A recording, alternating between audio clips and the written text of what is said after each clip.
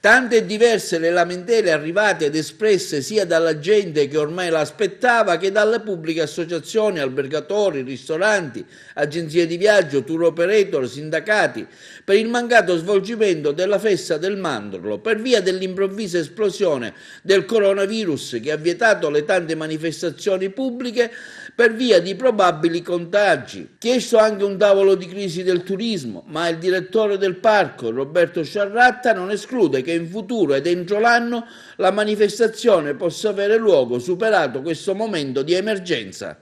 No, è ufficiale perché le notizie che si sono avute dalla stampa, diciamo, sabato poi sono state seguite da una ordinanza sindacale che l'amministrazione comunale ha fatto lunedì e che ha notificato al parco archeologico, con la quale venivano sospese tutte le attività legate al mandorlo e quindi non solo il festival, i Bambini del Mondo, il festival del folklore.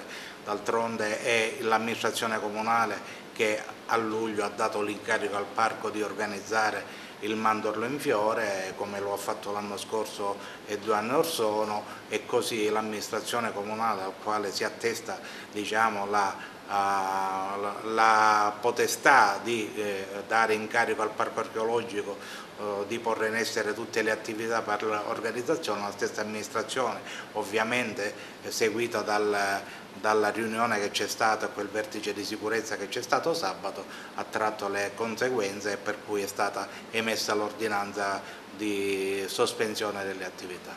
Insomma, un po' dispiaciuto dopo tanto lavoro, direttore?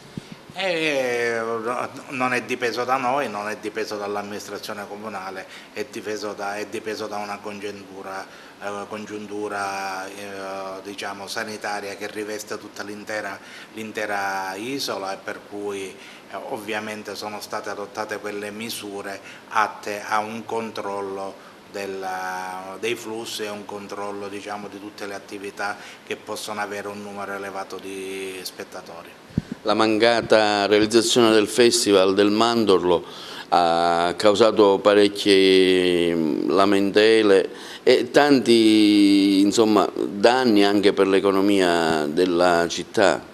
Capisco, perché il mandorlo viene a cadere in una stagione, diciamo, un po' diciamo di basso interesse per l'intero settore turistico alberghiero, e il mandorlo da sempre è stata quella piccola iniezione che tutti gli operatori commerciali aspettano e aspettavano.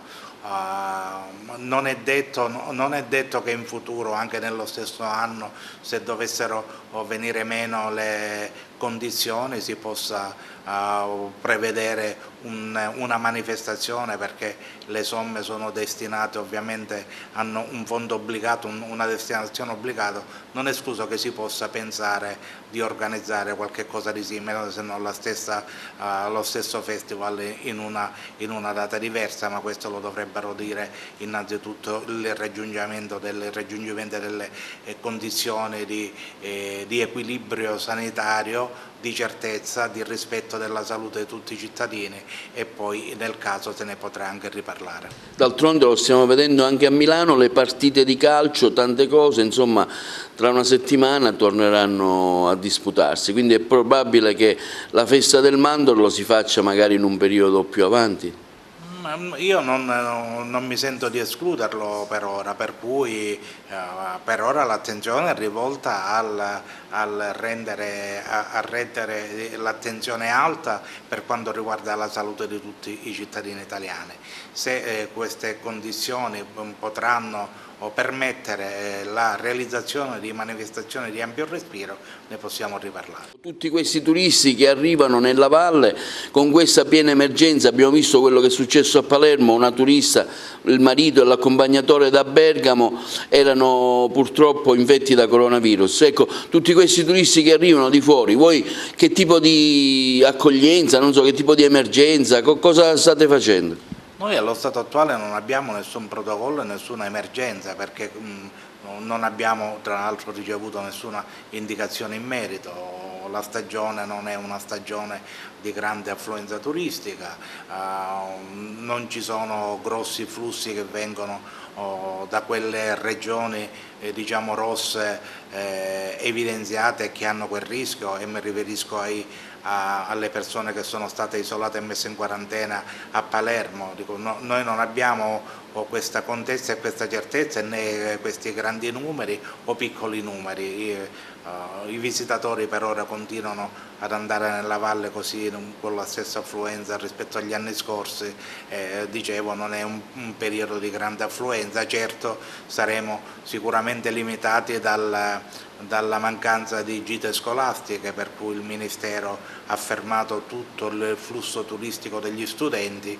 Quelli sono dei numeri che alla lunga dovrebbero segnare un rallentamento per i visitatori della valle, ma ripeto, l'esigenza prioritaria per oggi è la salute di tutti i cittadini e non certo il numero di visitatori della valle. Ecco, le prenotazioni si mantengono?